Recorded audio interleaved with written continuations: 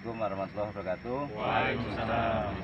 Yang saya hormati, kami hormati Pak perangkat desa, Pak Kadus, jajaran desa Padana, ya, Pak Dadang Suryana dan Dadang Binata,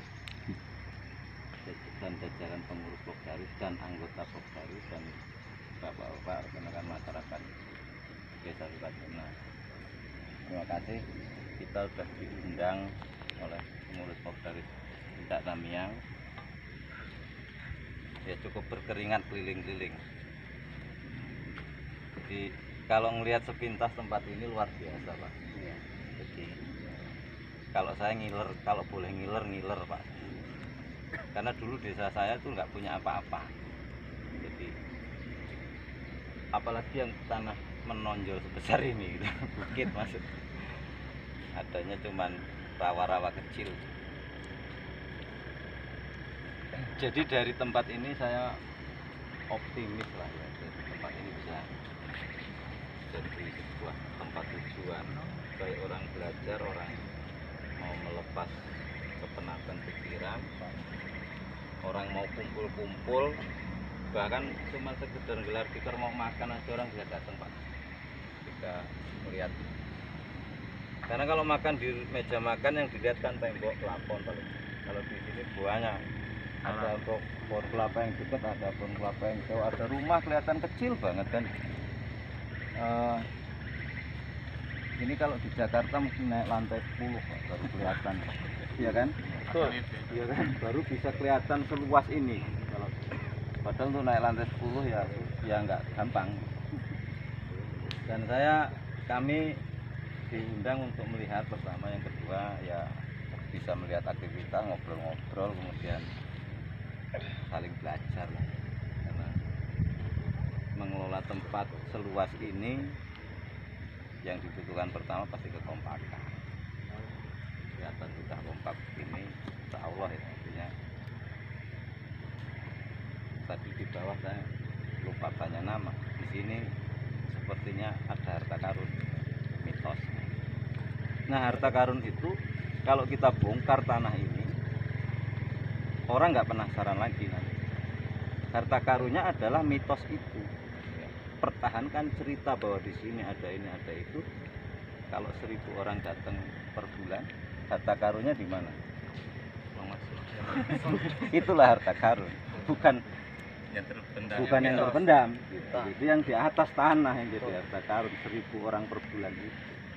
Karena kalau satu sekolah sekali datang 50, tinggal ngalikan di Lampung Timur ada berapa sekolah kira-kira. Itu dari pelajar, belum dari masyarakat umum, pecinta komunitas trail, sepeda dan lain-lain, banyak banget, belum pecinta alam. Itu bisa datang rombongan gitu.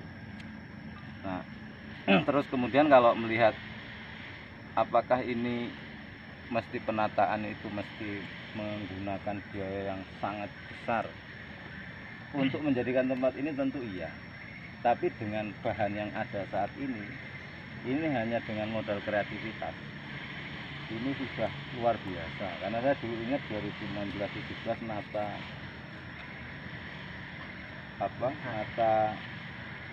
sebuah kawasan kecil saja, untuk dapat ranting jati ini saya mesti ngusungin pakai mobil. Ranting jati yang dipertahankan panjangnya, bukan dipotong-potong. Karena ketika dianyam bisa jadi lorong. Tapi saat basah ya, jadi nyetelnya itu saat basah, jadi mendadak. Kalau sudah kering kaku, udah tidak bisa dibentuk, tidak bisa diulir, tidak bisa dibengkokin gitu.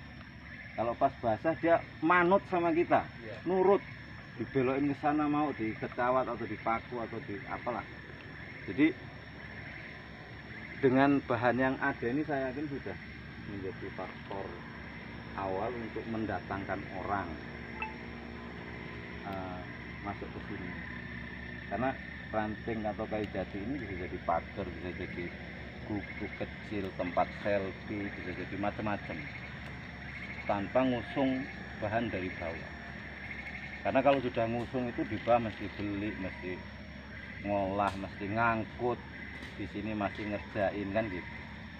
Tapi kalau dengan lihat bahan yang melimpah ruah begini, satu titik yang kita duduk ini saya yakin insya Allah nanti sudah ada bentuk dengan memanfaatkan bahan-bahan yang ada ini. Kalau Pak Dili ini bukan tempat wisata yang dipakein ranting, rumah tinggal sehari-harinya memang pakai ranting, pakai badiran, pakai bambu, pakai bonggol-bonggol. Itu rumah tinggalnya begitu. Yang biasanya itu ada di tempat wisata. Karena Pak Dili pengen wisata tiap hari, itu dipindah ke rumahnya, buatnya di rumah tinggalnya. Jadi kalau itu diterapkan di tempat wisata ya memang begitu. Tempat wisata itu orang mencari suasana alam, unsur-unsur alamnya yang kuat, termasuk tanam tumbuh yang ada di sini, terutama tumbuhan. Kalau tanaman ya yang ditanam ya, kalau yang tumbuhan yang tumbuh liar, karena dia sudah dikenal hidup, mau kemarau mau musim hujan sudah hidup. Bayangin kalau kita beli kembang dari bawah kita tanam sini, ketika kemarau siapa yang nyiram? Sia-sia juga. Jadi pertahankan tanaman yang sudah hidup di sini, tinggal bentuk aja gunting gitu. Dia udah teruji sekian tahun, mau melewati kemarau hujan dia sudah hidup di situ, akarnya udah kuat. Kayak lantana ya, tembelean kalau bahasa Jawa. Itu sekarang yang lagi dicari kan. Sayang kalau sudah ada di sini diketik orang, dibawa turun kan, pindah ke teras itu. Kita udah kehilangan banyak, Pak. Padahal kalau kita beli di bawah udah main 75, 100 itu, Pak. Masa yang di sini mau diangkutin ke bawah kan? Mungkin sini aja nanti butuh tanaman lain dari bawah kan. Jadi ini nilai yang nggak terperkirakan kalau bagi kami melihat ini. Dan saya bangga sebagai orang Lampung Timur melihat ini. Kalau saya warga desa lain saya ngiler, Pak. Mudah-mudahan di sini juga sama-sama melihat ini harta karun yang terpendam, tapi tidak perlu dibongkar pendamannya. Harta karunnya ada di pengunjung, orang yang nggak pernah lihat ini. Itu harta karun yang ada bisa habis sampai anak cucu. Kalau tidak mengelola tempat ini saya tidak. Tapi kalau kita bongkar mungkin ada emas 1 kilo habis, Pak, bagi-bagi. Selesai itu tinggal sedikit. Selesai juga, orang penasaran, orang nggak datang lagi. Emasnya udah kena, orang nggak mau datang lagi. Kalau bisa nggak kena emasnya. Sampai kapanpun orang penasaran. Itulah ya, ini mohon maaf saya tidak ngajari, tidak menggurui sama sekali. Terima kasih kawan-kawan dari Tindak Samyang atas kesempatannya bisa ngobrol-ngobrol. Mudah-mudahan ke depan kita bisa diskusi ya, karena mengembangkan topak ini. Jadi gini, satu rumus yang saya dulu terapkan, kalau ini ada 2 unsur, wisata alam dan buatan. Alamnya kita sudah diberi tanah gunduk setinggi ini, kalau kita bikin triliunan nggak cukup. Artinya Tuhan sudah kasih ini gunung. Nah, ini wisata alamnya gunung. Daya tariknya ada di buatan. Berarti apa yang mau kita buat atau hasil perbuatan kita yang memungkinkan orang tertarik untuk datang. Wisata buatan berarti perbuatan itulah yang mendatangkan orang. Ketika kita ada perbuatan, ada kegiatan, orang tertarik datang karena mau buat apa ya? Bulan depan seperti apa ya?